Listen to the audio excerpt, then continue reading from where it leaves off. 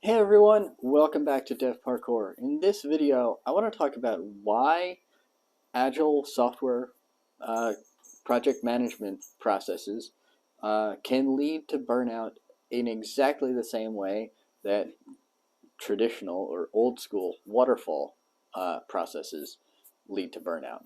In fact, Agile, just by itself, doesn't necessarily magically mean happy employees. And the reason for this is, in my opinion, a misunderstanding of how Agile is supposed to be applied. But before we get to that, I want to focus in this video on why Agile, as it's commonly practiced, still leads to burnout. And my proposal, suggestion, observation, I suppose, is that most agile processes are essentially scaled down, iterative, pipelined waterfall. Let me tell you what I mean by that. So waterfall is this idea that there are discrete phases of a project that start when someone has the idea for a project and ends when the entire thing is shipped.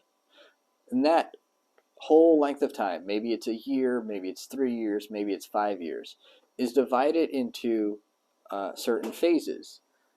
Might be considered requirements analysis, requirements documentation, um, implementation, documentation, deployment, something like that.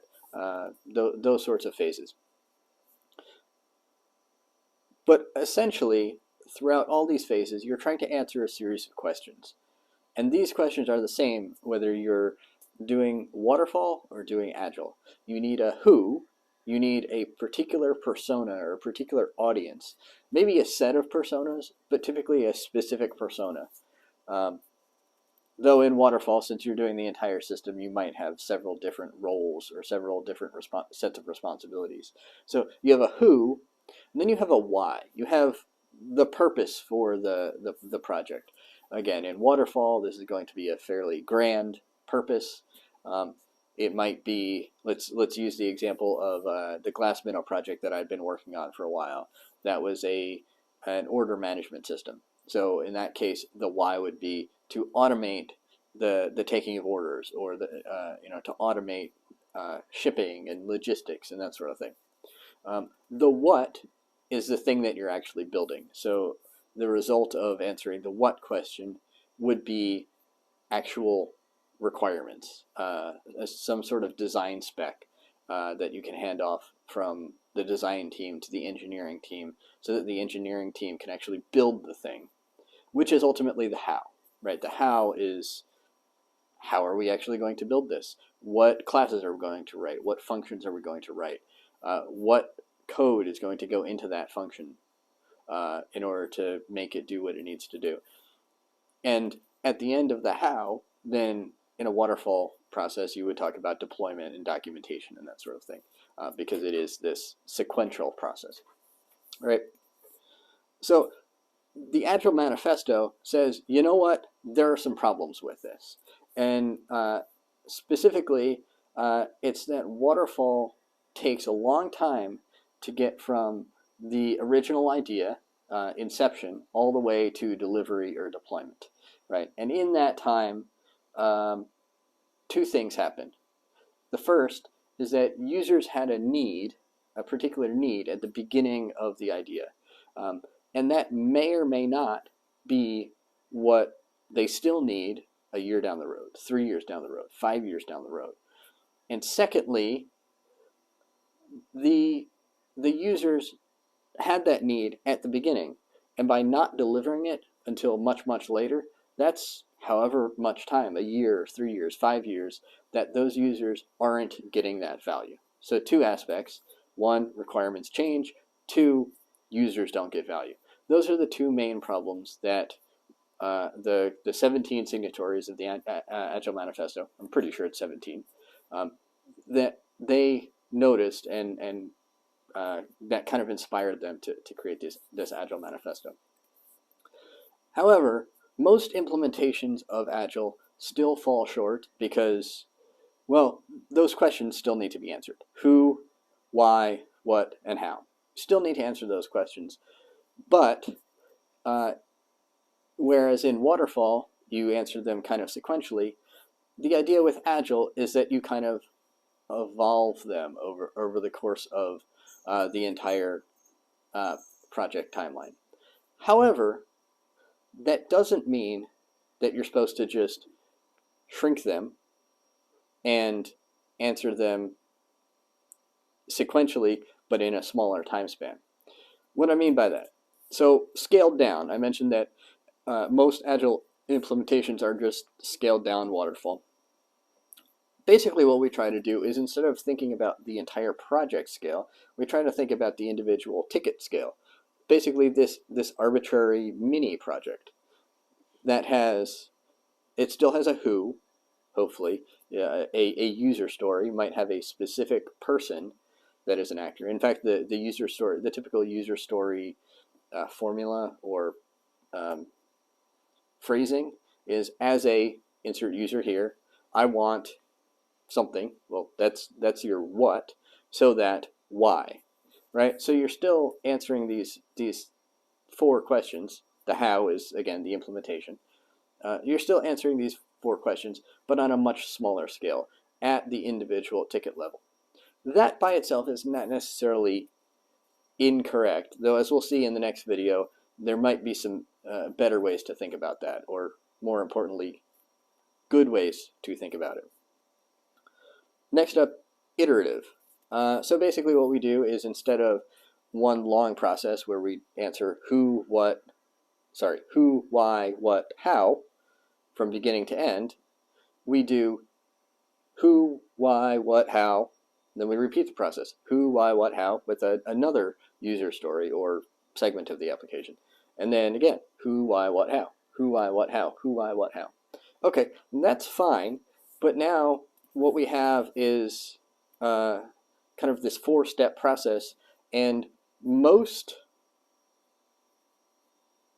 companies, or most of these agile frameworks suggest that the people who are involved in each of those steps aren't necessarily always the same people.